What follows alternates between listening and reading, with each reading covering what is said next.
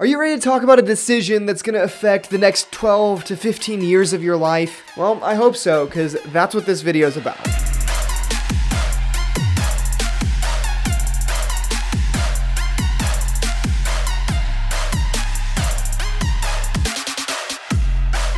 So what am I talking about the next 12 to 15 years of your life? Well, it's time for Microsoft to pick a new default font. They're replacing Calibri, which has been their default font since the early 2000s. So basically, this is going to dictate what font you're going to see on every PowerPoint, every Word doc, every Excel spreadsheet that you look at until they change it again, probably in another 15 years. Now, I've been super excited to talk about this because for the first time, Microsoft is actually letting you and I help pick the next default font. And I want to go through all 5 options and talk about what's working and what's not working and which one's my favorite. Now, as a disclaimer, I am not a typeface designer, but as a brand designer, I do use typefaces all the time. I love sans serif typefaces, which all 5 of these are, and so I just love talking about this, but it's just my opinion, and there's a lot of people on the internet that have way more experience in typeface design than I do, so I'm just gonna put that out there. First up, I want to put all 5 typefaces on the screen just so you can see them and kind of pick your favorite. We've got Bierstadt, Grandview, Seaford, Skeena, and Tenorite. These are the 5 typeface options that Microsoft is giving us to choose from. Let me know in the comments what your favorite typeface is out of these 5, because I definitely want to hear your thoughts and start a conversation about it. Now, I want to go through which ones are my favorites. By far and away, my favorite typeface out of this bunch is Tenorite. Anybody who knows me as a designer knows that I love geometric sans serifs. Futura, Helvetica, Gotham, some of my favorite typefaces are super geometric sans serifs. I believe there's something very classic and timeless about a geometric sans serif font. And out of the 5, this is the most geometric. Notice how all of the rounded characters on the D, the O, the G, they all look very circular. What I really like about this, above all the other ones, is that they didn't try to do anything fancy. They just made a really geometric typeface. And since we're talking about this being the default font for all Office products, you need something that's really timeless. If we look at font history, we look at typefaces that were designed a long time ago and have aged well today, the sans serifs that have done the best, like Helvetica, are very geometric, structurally sound typefaces. And if I were trying to predict the future, which I am, I would say if we looked 15 years ahead, we would say that Tenorite is the one that's going to age the best. That's why Tenorite is far and away my number 1 pick.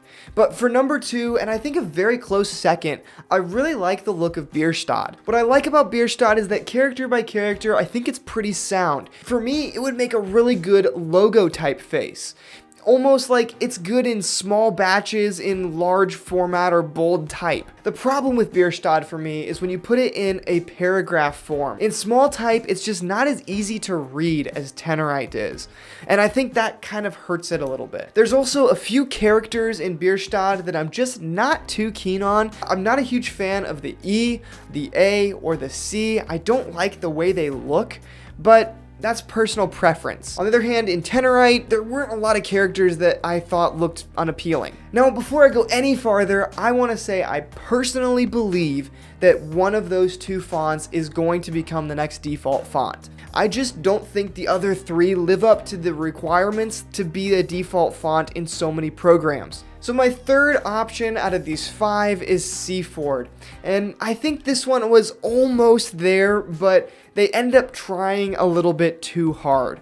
To me, there's some weird things in this font that aren't very aesthetic. For example, this M is spaced out way too far for my liking. Also, if you look at the curvature on some of these lowercase letters, such as the lowercase c or the lowercase d, I just feel like it's trying a little bit too hard. It's trying to create some visual element there where there really doesn't need to be anything. Do you notice how these curvatures are just a little bit different? It's trying to give it a personality and a characteristic that I don't think you want in a default font. It's just minor differences like this that make Tenorite seem like a much stronger typeface to me. My fourth option is Skeena, which, I mean, that's just a terrible name in general. Like, Who wants to be typing all of their papers in Skeena? Ugh.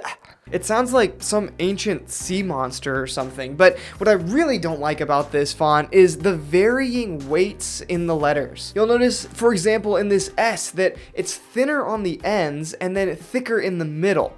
And Skeena actually does this with a lot of letters. Now that creates a little bit of visual interest, and so it's not bad. I've seen fonts do it, and I've seen fonts do it very well.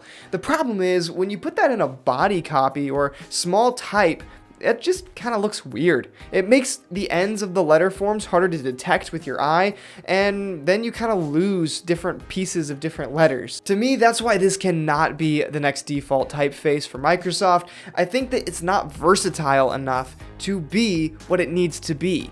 And lastly, we have Grandview. And Grandview is my least favorite of the 5. For me, this one looks way too robotic. When we're talking about a default font for so many uses as the Office suite has, we need a font that has very little personality because people are going to need to use it for a lot of different things. So a font like this can't have too much personality because the personality has to come from the content the font is displaying. The problem here is that Grandview has a very robotic, futuristic feel to it, and that isn't going to work well when I'm writing an obituary. It's just not a font that I feel like you can use a lot of places and make it work. Sure, if I was starting a laser tag business or something, it'd be great, but I'm not, and most people aren't when they're typing in Microsoft Word. Aside from the personality, there's also just a few things like this S, which looks really weird and squishy. So overall, I feel like this is the least likely to age well and the least versatile of all of the typefaces. So there you have my rating of the new 5 default typeface options for Microsoft. Let me know in the comments, as I said earlier, what your favorite was and if you agree or disagree with me on any of the points that I made. If you want to try these typefaces out for yourself, you can explore all of them in the online Microsoft Office suite. So go check them out, and in the meantime, like, share, and subscribe, and I'll see you all in the next video.